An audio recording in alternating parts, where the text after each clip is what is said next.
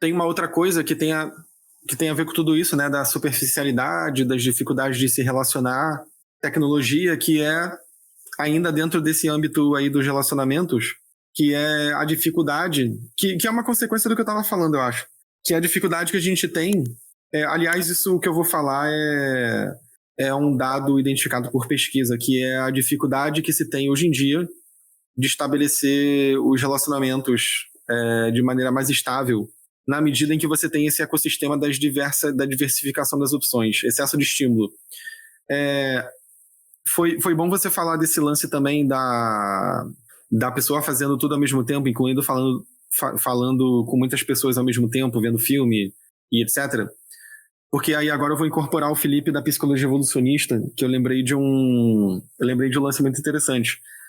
Eu já falei algumas vezes que eu tratei desse assunto em outros lugares, que a tecnologia atual, ela funciona como super estímulo pra gente. Então, tudo isso que eu venho falando, acho que nos últimos 10, 15 minutos é super estímulo. Então, a quantidade de potenciais parceiros amorosos que você tem num aplicativo de relacionamento é super estímulo. A quantidade de pessoas estranhas que a gente vê diariamente nas ruas é super estímulo. A quantidade de contato social com diversas pessoas que você pode ter pela internet é super estímulo. A pornografia disponível a qualquer hora na palma da sua mão, no celular, é super estímulo. Tudo isso é super estímulo. Compras online. Compras online. O que eu estou chamando de super estímulo aqui? Por isso que eu falei do evolucionista. O super estímulo não é simplesmente o estímulo que você está tendo em demasia. O super estímulo, ele é um estímulo específico que você está tendo em demasia, que é um estímulo que é muito saliente para o seu organismo, enquanto espécie. E aí, de novo, eu vou dar um exemplo de outra coisa para a gente voltar para o assunto. Ó. Tem uns estudos que começaram a ser feitos com puretólogos, acho que meados ou início do século XX, não lembro de quando é mais não, esses estudos. Mas é mais ou menos assim, tem uma espécie de gaivota, se eu não me engano é assim, eu posso estar enganado aqui. O filhote da gaivota, ele tem uma pinta no bico, uma pinta azul, vermelha, tem uma cor específica. E aí a fêmea, ela sabe que o filhote dela tem aquela pinta no bico, então ela alimenta os filhotes que têm aquela pinta. E aí o que os pesquisadores fizeram? Eles pegaram eu acho que era um filhote de verdade, eles meio que maquiaram a pinta, ou criaram um boneco que tinha uma pinta maior, alguma coisa assim. Eu sei que eles criaram um bicho que tinha uma pintona no bico, assim, era sei lá, imagina que a pinta é vermelha, eles botaram um bolotão vermelho, assim. Aí sabe o que aconteceu? A fêmea, ela só passou a querer alimentar aquele filhote, porque ele tinha um super estímulo. A percepção dessa fêmea, ela percebe a saliência ambiental de um determinado estímulo, que é o tamanho e a cor da pinta que tem no bico do filhote, porque ela usa aquilo para alimentar o bicho, para saber quem é o filhote dela e tal. Se você tem um filhote com uma pintona, aquilo vai ser muito saliente para ela e ela só vai ficar focadona naquilo. Ela só vai querer alimentar aquele bicho e os outros vão morrer de fome. Assim, como a gente é animal social, o que funciona como super estímulo pra gente, na maioria das vezes, são coisas que têm natureza social, como interação com pessoas. Sexo é um super estímulo para qualquer espécie. Então a pornografia funciona como super estímulo por isso também. A pornografia sempre foi um super estímulo, só que na medida em que você tem a pornografia muito fácil, ela vai se tornando cada vez mais preponderante na sua janela perceptiva. Então, às vezes, sei lá, imagina, o cara, ele tá tão acostumado que, sei lá, ele tá estudando, mas aí ele fica pensando no vídeo pornô, não sei, alguma coisa assim. A pessoa que já tá no nível de dependência, tá pensando em sexo, não consegue pensar em outras coisas. Então, esse que é o lance. Para além de demonizar, que a gente não tá fazendo aqui, o lance é você entender que o nosso sistema, o nosso modo de funcionamento mental, perceptivo, etc., ele tem certas vulnerabilidades. E a tecnologia, ela é feita para cooptar essas vulnerabilidades. E não é por acaso. Por exemplo, as notificações do nosso smartphone, elas acontecem de determinadas maneiras, porque o pessoal que produz essa tecnologia sabe como fazer uma notificação que é saliente para o nosso sistema perceptivo. Então você não consegue ver aquele negócio ali e virar o celular. Você tem que olhar o que é. Você vai querer olhar. E quem projeta essas tecnologias sabe como é que funciona. Então, eu acho que a moral desse episódio é mais isso, assim. A gente está falando muito ponto negativo, né, das tecnologias. Pode parecer que a gente está tentando demonizar e tal. A gente não está tentando fazer, até porque, eu sou um defensor de tecnologia. Sim. Eu era super contra, por exemplo, o ChatGPT, Cara, mas assim, é quando eu descobri que eu posso já usar o ChatGPT de maneira super inteligente para melhorar várias coisas que eu já faço, cara, eu sou a favor do ChatGPT. Mas eu reconheço que o ChatGPT, ele pode sim, ele tem um enorme potencial para tornar as pessoas muito cognitivamente preguiçosas, muito. Até Ele porque tem os esse seres potencial. humanos, né, psicólogo evolucionista, são preguiçosos, assim. A gente é preguiçoso, A sim. gente evoluiu em ambientes inóspitos, né, assim, É a lei do onde... menor esforço.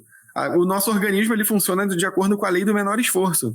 É, Então, o que for mais fácil é o que a gente vai sentir tendência de fazer. nós Então, somos assim, avaros cognitivos, há vários a cognitivos. frase Isso. clássica, né? Você quebrar a cabeça para resolver algum tipo de problema de reflexão filosófica e tal, gasta energia, literalmente, glicose e Sim, etc. Então, assim, é muito mais fácil ter uma resposta pronta. sim. E os exemplos que a gente tem dado aqui no programa, eles têm a ver com isso. Por exemplo, quando eu falo que. Qual foi o exemplo que eu dei mesmo da. Caraca, agora me fugiu. É, O exemplo em qual ah, contexto? o, o exemplo do Instagram, da pessoa que publica o livro sem ter lido. Cara, então assim, qual é a lei do menor esforço aí nesse exemplo que a gente estava trabalhando? A lei do menor esforço você pode levar um mês lendo Os Miseráveis para receber 180 likes no seu post. Ou você pode escrever agora no ChatGPT assim, ChatGPT, me dá uma legenda para post do Instagram sobre Os Miseráveis de Vitor Hugo agora. E aí você vai ter amanhã os 180 likes. Cara, é lei do menor esforço. Like é estímulo saliente. E, e quando. Você vai fazer o que for para você ter os likes em menos tempo. A não ser que a gente esteja falando de uma pessoa que, por algum motivo, seja individual, biológico, seja pela história dela, o que for, por algum motivo, o estímulo a recompensa que é saliente para ela, e nesse caso, não são os 180 likes. É a leitura em si do livro e ela se sentir bem porque ela leu aquele livro. Se for esse tipo de pessoa, ela tá meio que salva por uma sorte do destino, do potencial de vício da recompensa de curto prazo promovida pelo chat GPT. Aí nesse contexto. Agora, se for uma pessoa com funcionamento Porque aí tem mediano, a ver com sentimento genuíno pela coisa, né? É mais ou isso, menos quando você gosta de alguém. Você pode ter uma recompensa imediata se relacionando com o chat GPT, mas se você gosta de alguém, mesmo que a pessoa more um pouco longe, mesmo que seja um pouco, que tenham alguns eventuais empecilhos para você encontrar a pessoa, quando você gosta, você dá o seu jeito, né? sim, Então, eu acho que tem a ver com um sentimento genuíno, né? Do quanto você sim, quer. Eu acho que a gente pode já ir concluindo. Eu tava pensando, né? Engraçado. Paradoxalmente, não à toa se chama paradoxo da escolha, né? Nunca se teve tanta oferta, nunca se teve tantas possibilidades, nunca se teve tantos facilitadores para eu ter algo para fazer numa sexta-noite ou num sábado à noite. Seja de filmes, seja de séries, seja de entrar em aplicativo e ficar vendo pessoas e tal. Paradoxalmente, as pessoas nunca se sentiram tão solitárias. E voltando ao início também, há uma epidemia de solidão aí decretada pela OMS, e tantas pessoas, os índices de depressão, de ansiedade e de uma série de coisas. Quer dizer, em outras épocas, as pessoas, os nossos ancestrais viviam em ambientes inóspitos, tinham que lutar diariamente para caçar, para poder ter suas refeições. Era muito mais difícil, entre aspas, né, viver. Era muito mais difícil, entre aspas, não, era muito mais difícil viver. E hoje a gente está com um parque de diversões. As nossas vidas se transformaram em grandes parques de diversões, com tantas opções de entretenimento, de distrações, de objetos de consumo, de tudo mais, de cardápio, de tudo. E as pessoas ainda assim se sentem extremamente solitárias, extremamente deprimidas, consumindo remédios, indo a psiquiatras e psicólogos e manifestando uma série de sintomas aí, muitas vezes até nihilistas, de perda de sentido de vida, de crise de sentido de vida.